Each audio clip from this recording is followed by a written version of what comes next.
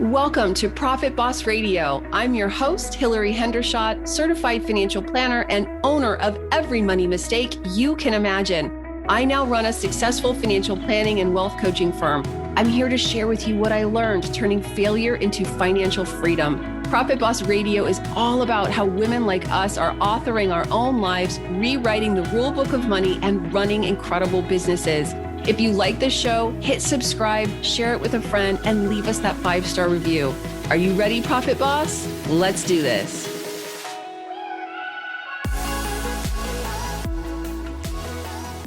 Hey, it's Hillary Hendershot. Real quick before we get to the show, I want to share how you can get my comprehensive and virtual wealth coaching course for business owners.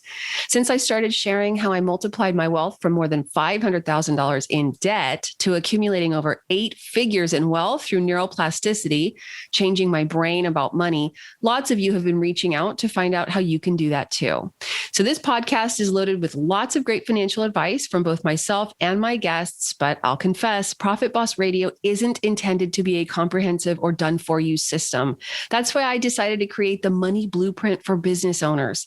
If you want one-on-one access to me, plus all my strategies for learning to command and manifest money, plus your own personalized plan for your business and personal finances, conveniently packaged up into a 1-year transformational course, visit hillaryhendershot.com/MBP. The link's in the show notes for all the details.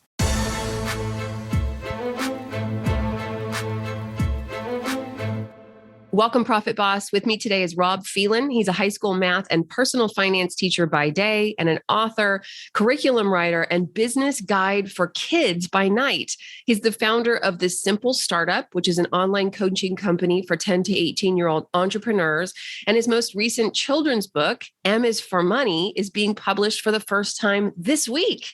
So I love the idea of getting kids started out on the right financial foot. And of course, if you're here, I know you're interested in raising financially empowered kids, whether those are the kids you're raising or the kids in your family or community. So I'm giving away free copies of Rob's book. To get your free copy, please go to the show notes for today's episode at hillaryhendershot.com/191 for all the details. I can't wait to ship you this book for free. We're giving out all the copies I own until they're gone. So first come, first serve. And I hope you all end up giving out this book at the kids' birthday parties you attend. Once again, that's hillaryhendershot.com/191. First, I just want to talk to you about kind of how you got to where you are. You say you started with zero money knowledge, that your wife was actually running the money between the two of you. And what happened? Yeah. So I look back at my upbringing and there wasn't a ton of like formal money lessons in there. I grew up in New York for the first 10 years of my life. And then my parents moved back to Ireland because they were originally from there. So I spent the next, part of my formative years in Ireland. And then when I moved back here in my early 20s, I just had no clue about money and how it worked, and especially the financial system here.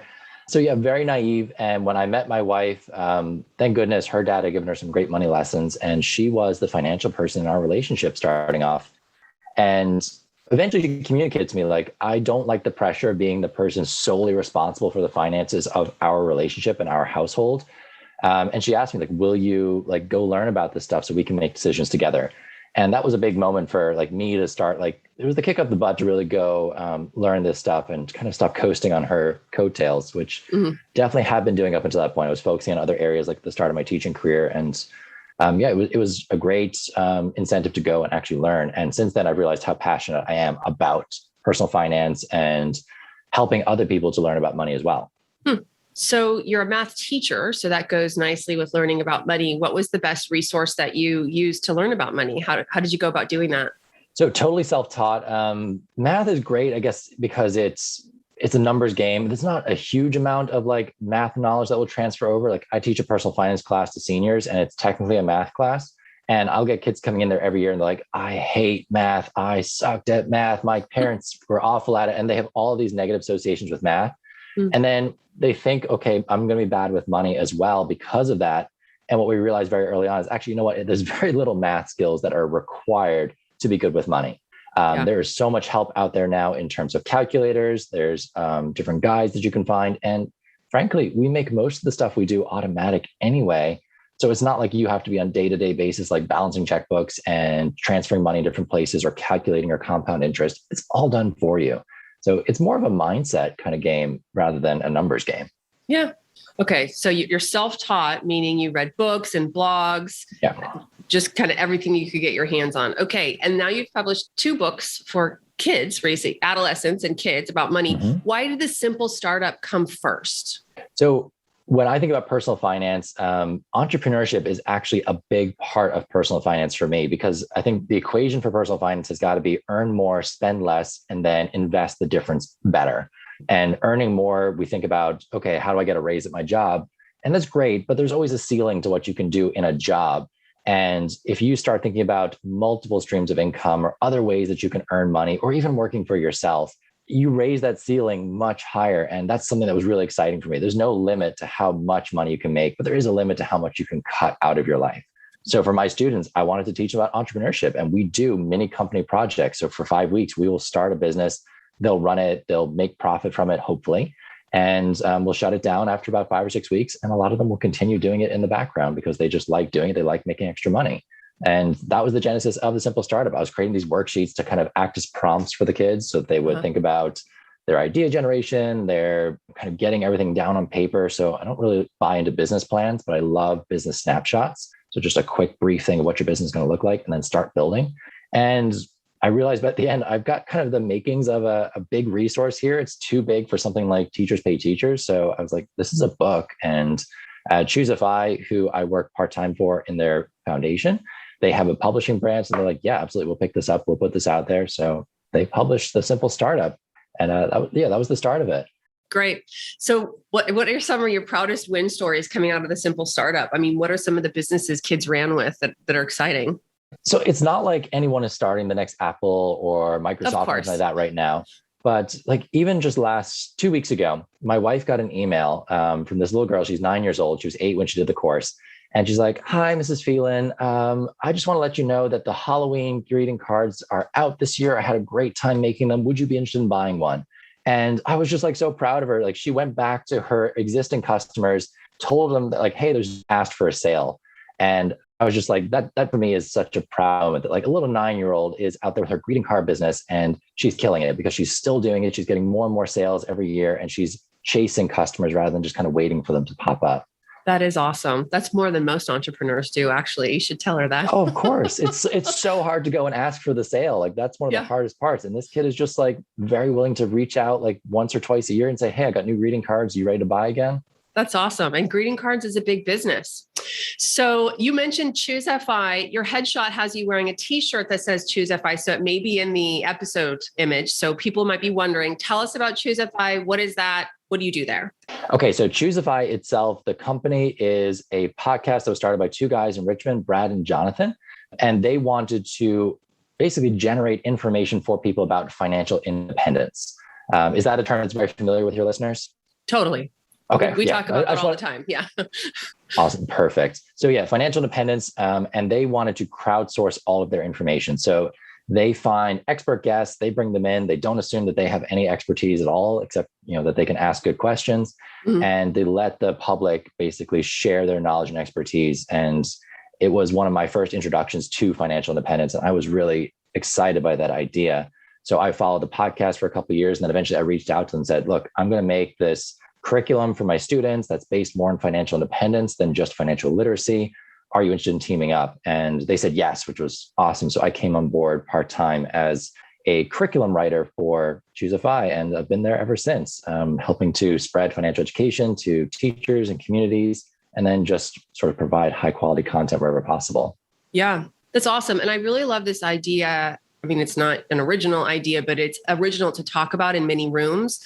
The idea of raising the ceiling versus just spending less, right? Yes. And living in scarcity.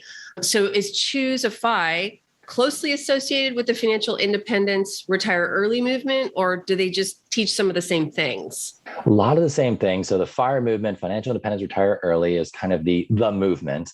And then ChooseFi said, you know what, we're really interested in this financial independence idea. You're no longer dependent on your job. Like you don't have to go do it every day. You have enough in your investments that you could stop if you wanted to. Right. But you don't have to. And a lot of people won't. They'll get to that point where they're like, I don't feel like doing this anymore, but now I'm really excited by something else. And the great part is the money doesn't matter. And quite often you'll end up actually making money chasing your passions, but you can never bank on it at the time. So it's just this really exciting thing that generates choices and opportunities. And that's what they really focus on. It's not about hitting that point where you can hit retire and just stop doing everything. They want to help people reach this financial independence point. And have choices. Right. I get it. Okay. So where did you get the idea for M is for money? Let's talk about the kids book, because I don't know of any other kids books that really teach them good financial lessons. How'd you get the idea? I had a kid. It started mattering. We love transition points as humans. Like anytime there's a transition point, we're ready for new ideas, new experiences, new things. And having a kid is one of the biggest transition points, I think, in anyone's life. It's up there with weddings, moving, meeting that first partner, getting that first job. It's one of those big points. And for me, it was like, I want to be able to teach him to be good with money and be a responsible money manager, particularly when he's going to be in the very privileged position of probably never having to worry about money. Because one of the goals of financial independence is that you're going to create a money-making machine that actually should continue to grow after you've passed on, and you should be able to leave to the next generation. So I'm hoping to be able to leave him like a legacy of, you've never really got to worry about money, but I still want you to learn how to handle it and manage it.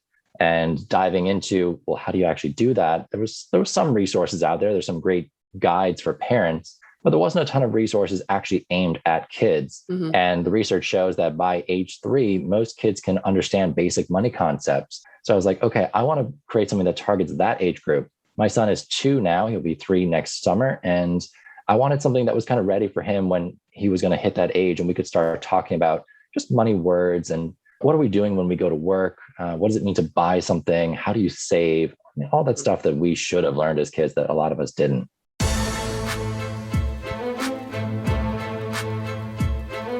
Hillary here with a quick timeout to tell you how we can work together to improve and even make your financial life 100% organized and hassle-free.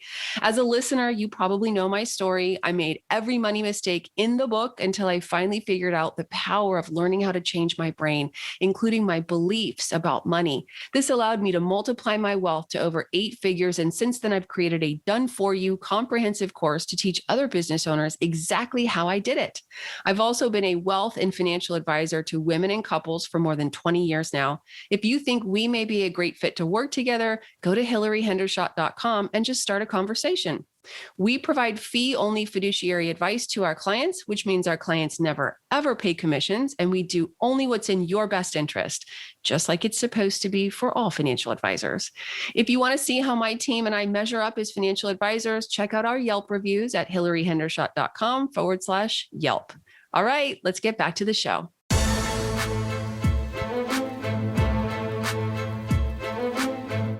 I noticed, and obviously doing what I do, I try to talk to my daughter about money. I would say probably more than most, but I notice how many times I put down that credit card and spend money without her ever even realizing what I'm doing, right? Because it's all invisible to her.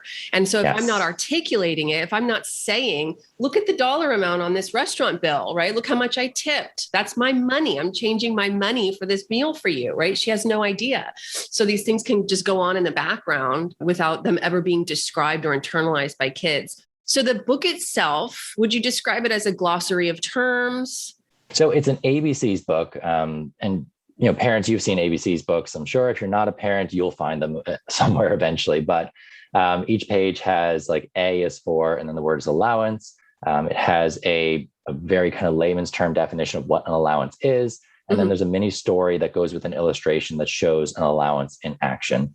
So the book is going to grow with your kids. At 3 years old, they're just recognizing the letter A and they're happy to have someone read them the story. As they get older, the definition starts becoming more important. You start looking for other things in the illustration that would describe maybe how money is being used or positive relationships with money. And there's also a central character, Stash the squirrel, who pops up on every page and asks the kids a question. So the adult reader would pose this question to the kids, like, if you got an allowance, what would you do with it? And as kids get older, those answers should become more and more developed. And it's just getting them to think about these things because maybe they never get challenged in that way otherwise. Yeah. I gave my daughter $5 bill from the tooth fairy for her Mm-hmm. first tooth. And the thing just sits on her, dresser. She has no idea what to do with it. It's just like, that's my five. Okay. So next year when she's 6, maybe I'll teach her how to spend a $5 bill. So, and then are you actually one of the voices in the Audible version? Cause I listened to that today. It's great. No, I was really fortunate. There was a guy named Dale Roberts who is a podcaster and helps other authors produce their books and audiobooks. And he took me on as a project to show his audience, like, here's how you turn a book into an audiobook. So we did this whole series, and it's actually going to be published very soon, probably by the time this podcast comes out. And I'll share it with you for show notes or anything like that. Great. And it walks, any author through, here's how you turn it into an audiobook. And we went onto Fiverr. We found some voice over people, and we let 3 of them take a shot at the book. We picked our favorite. So the person narrating the book is Brad, and he actually does both voices. He does the narrator and the squirrel.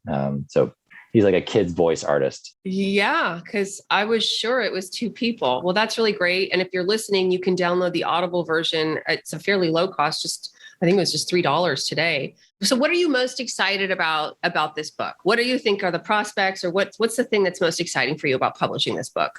I guess what I'm really excited about is, as people have started getting it. So I did a Kickstarter. And for anyone who's not aware of what Kickstarter is, it's a crowdfunding platform where you can go in with an idea and you can tell people about this idea, and then they can come in and back it. So they can basically, you pre-sell the product or the service, whatever it is. They commit money, they pledge money to it. If you reach your goal, everyone's credit cards get charged, and you now have a pot of money to bring your idea to life. So for M's for Money, I wanted to make sure that people actually wanted this book before I went to the trouble of trying to print it and be that person stuck with 2,000 copies of a book that will never move. And what I was really excited about was that there was high demand very quickly. So I reached my funding goal in the first 7 days. And then by the end of the campaign, I had more than doubled my goal. So I was like, okay, people want this. And I got my backers their books in the last couple of weeks, and I'm starting to get that feedback from them now. Like, oh, my kid really loves this. My kid pointed to a sign in the store today and it's like, oh, that's what it costs. And I was like, yes, like that's what we want. We want just like these little, almost insignificant stories that like your kid is starting to recognize money stuff in their life around them. And just by doing that, they're going to start thinking about it and having conversations about it. And parents or guardians or teachers are just well placed now to like foster, like just kind of like get that fire to burn a little bit more, just tend to it. You don't have to do anything special. You don't have to be a teacher. You don't have to be like this all knower of money things. Like you just have to kind of encourage kids to think about it, play it out, and they will on their own develop a great, healthy relationship with money. Yeah, I pre-ordered 10 copies. I'm going to give them out at all the kids' birthday parties I get invited to. I'm going to be that lady. I love it. At least what you see is what you get. It's like this, of course I would give you this. It's on brand. Yep. Yeah. So, and I actually did want to ask you about your Kickstarter. Do you have any tips for people to do a successful Kickstarter besides obviously have a great idea that people are voracious for? Anything you think led to your success there? Unfortunately, the idea is not even the most important thing. And we hear that with businesses all the time. It's less so about the idea, more about the approach you take. And it does come down to a lot of marketing. So first thing I did was I reached out to someone who had already run a successful Kickstarter, and that was Tiffany Alice. So she has a wonderful kids book as well called Molly Moore. And so I looked for someone who was doing something similar to what I wanted to do. And I reached out and was like, hey, love what you did with your book. I saw you did a Kickstarter. Do you have any tips for me? And she was like, I read this book, I did these marketing techniques, and then I pressed play and let it go. So the book was called Kickstarter Launch Formula. It was a very simple, low-cost book on Amazon. It just walked me through the steps of, okay, you want to think about the story that you're telling people. It's very much about the story. So how your idea came about, how it's going to solve a problem for people, why they need it, all the things that we should be thinking about as business owners, or even like if you're applying for a job, like why does the employer need you? Mm-hmm. All those kind of marketing skills that I know you've been developing on this podcast for a while. Yeah, marketing is its own animal. Well, I hope that you're teaching the kids in your startup course about how to run a successful Kickstarter. They'd probably be great video participants for you. Okay, so let's see. Everyone who's listening, definitely run out today and grab a copy of M is for Money. Get them for all the kids. They fit in stockings, maybe use them as stocking stuffers. But we've got to start teaching our kids about money. Rob, is there anything I didn't ask about today? No. if you're interested in like your young child at home, so 10 to 18-year-old becoming an entrepreneur, so maybe they're showing some signs of wanting to earn more money and they're maybe not old enough yet to get a part-time job, or a lot of us are just not cut out for part-time jobs. We don't like the rigidity of the schedule. We don't like having a boss or working for minimum wage.